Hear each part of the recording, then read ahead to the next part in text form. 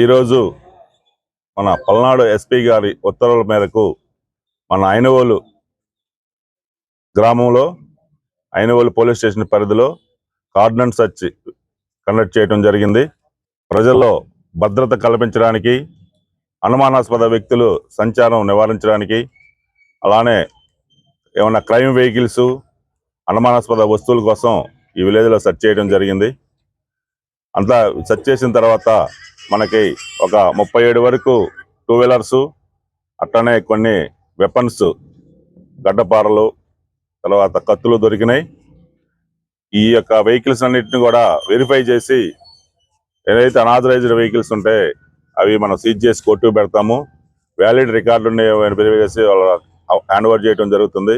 అట్లనే ఉన్న సీజ్ చేసిన వెపన్స్ కూడా వెరిఫై చేసి అవి రైతులు ఉపయోగించేదైతే వాళ్ళకి హ్యాండ్ ఓవర్ చేయడం జరుగుతుంది.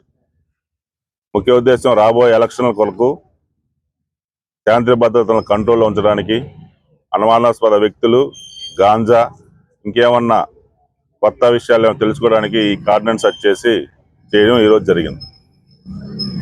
ఈ కార్డన్ సెర్చ్లో భాగంగా ఈ విలేజర్స్ కూడా యాక్సిడెంట్ల గురించి, హెల్మెట్ వాడకం గురించి, ఈ గాంజా వినియోగం గురించి కూడా అవేర్నెస్ చేయడం జరిగింది.